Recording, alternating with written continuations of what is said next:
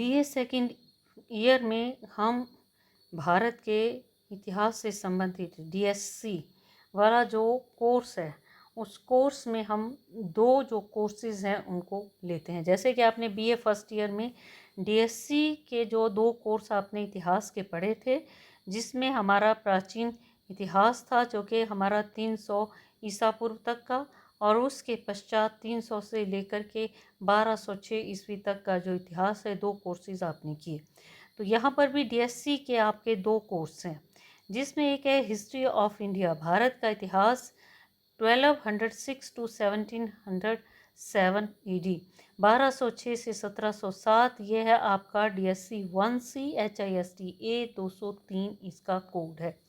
दूसरा कोर्स है आपका HIS history of India 1707 to 1950, 1707 से 1950। कोर्स कोड इसका है DSC 1D HISTA 204। तो उसके बारे में हम आगे बात करेंगे। अभी तो हम इस कोर्स के बारे में ही लेंगे। आपने अब तक का जो इतिहास पढ़ा वो पढ़ा आपने 1206 ईस्वी तक का इतिहास। तो पहले तो मैं इस लेक्चर में आपसे सिर्फ जो सिलेबस है उसको ही डिस्कस करूँगी।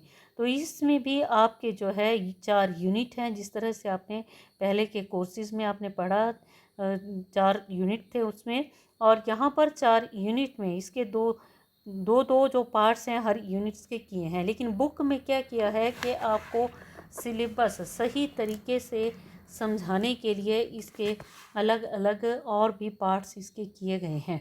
तो सबसे पहला जो यूनिट है उस यूनिट में फर्स्ट पार्ट है foundation, expansion and consolidation of Delhi सल्तनत। दिल्ली सल्तनत के स्थापना, उसका विस्तार और उसका सुदृढ़ीकरण 13वीं से 13th टू 15th सेंचुरी, 13वीं से 15वीं शताब्दी तक।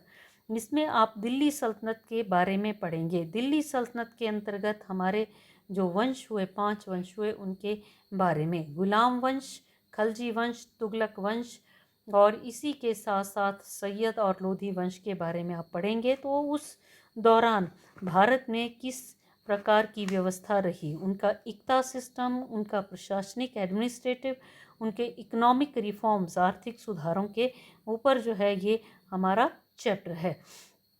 सेकंड जो चैप्टर है वो है रीजनल पॉलिटिकल फॉर्मेशंस। रीजनल मतलब क्षेत्रीय राजनीतिक संरचनाएं। क्षेत्रीय राजनीतिक संरचनाएं दक्षिण भारत में, जिसमें 2 साम्राज्यों के नाम आते हैं। एक है विजयनगर एम्पायर और दूसरा है बहमनी किंगडम। विजयनगर साम्राज्य और बहमनी जो साम्राज्य है उसके बारे में आप पढ़ेंगे। डिटेल में मैं आपके साथ जो है जब हम चैप्टर को लेंगे तब मैं बात करूँगी। फिर यूनिट नंबर 2 है, इसके भी 2 पार्ट्स, जिसमें फर्स्ट में है सेकंड अफगान स्टेट, द्वितीय अफगान राज्य, administration of Sher Shah and revenue reforms. Sher Shah का जो प्रशासन है उसके बारे में और उसका जो राजस्व सुधार है उसके ऊपर ये चैप्टर है। सेकंड जो पार्ट है वो है सोशियो रिलीजियस मूवमेंट। ठीक है, सामाजिक धार्मिक आंदोलन। समय समय पर भारत में धर्म और समाज को सुधारने के लिए आंदोलन चले। जैसे कि प्राचीन काल में आपने पढ़ा कि जैन और बौद्ध धर्म की स्थापना हुई, तो उस तरह से मध्यकाल में भक्ति एंड सूफीइज़्म, भक्ति और सूफी आंदोलन जो है ये चले। तो इसके ऊपर ये चैप्टर है। इसमें को 2 भाग में लिया है। फर्स्ट पार्ट में नाथपंथियों के बारे में, जिस और साथ ही साथ जिसमें के मोनोथीज़म एंड वैष्णिज़्म, वैष्णव धर्म और इत्यादि के बारे में जो है उत्तर भारत में इसके बारे में पढ़ेंगे। और दूसरा पार्ट है मेन सूफी सिलसिला इन इंडिया, जिसमें चिश्ती और सुहरावर्दी सिलसिले की बात हम करेंगे। तीसरा जो यूनिट है उसमें फर्स्ट पार्ट है foundation, expansion and consolidation of the Mughal state. Mughal जो साम्राज्य है उसकी स्थापना, उसके विस्तार और उसका सुदृढ़ीकरण 16th टू 17th सेंचुरी, 16वीं से 17वीं शताब्दी के बीच में। एक्सपेंशन एंड कंसोलिडेशन, उनकी मनसबदारी, उनकी जागीरदारी और प्रथा के बारे में। इम्पीरियल जो उनकी आइडियोलॉजी थी, उनकी जो एक प्रकार से साम्राज्यवादी जो उनकी विचारधारा थी उनके बारे में, और औरंगजेब की जो नीति थी उसके ऊपर ये आपका चैप्टर है। इसका पार्ट 2 है art and architecture in medieval India. मध्य युगीन भारत में कला और स्थापत्य कला के बारे में, जैसे कुतुब कॉम्प्लेक्स है, विजयनगर का हम्पी है, फतेहपुर सिकरी है, मुगल मिनिएचर पेंटिंग है, इनके ऊपर जो है ये आपका चैप्टर है। फिर चौथा जो यूनिट है वो है उसका first part 17th century transitions, जिसमें हम मराठा और सिखों के बारे में लेंगे। इसमें 17वीं शताब्दी के संक्रमण, मराठा और सिख की बात हम करेंगे। इन दोनों ने मुगल साम्राज्य के विरुद्ध जो है आवाज़ उठाई, उनकी जो गलत नीतियां थी उसके विरुद्ध। सेकंड पार्ट है disintegration and decline of Mughal empire, Mughal साम्राज्य का विघटन तथा उसका पतन।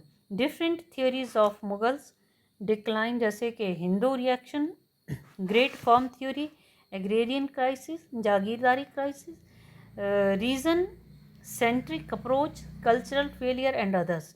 तो ये जितने भी थे ये मुगलों के पतन का कारण जो है साबित हुए। तो यहाँ तक का जो है ये है आपका कोर्स, जो कि हमारा 1206 से 1707 तक चलता है। बहुत ही इंटरेस्टिंग जो है आपका ये कोर्स है, जिसमें कि आप खासकर जो मुस्लिम राज्य है, साम्राज्य हैं, उनके बारे में आप पढ़ते हैं, किस तरह से उनका विस्तार हुआ और किस तरह से भारतीय और साथ ही साथ ईरानी और इसके अतिरिक्त मुग़ल इत्यादि जो हैं आपस में मिलकर एक नए प्रकार का सामाजिक धार्मिक जो है बदलाव लाते हैं। तो इस लेक्चर में मैं आपको केवल ये सिलेबस के बारे में ही बताना चाहती थी। बाकी आगे का हम किस तरह से दिल्ली सल्तनत की स्थापना हुई उसकी बात हम अगले जो लेक्चर है उसमें करेंगे।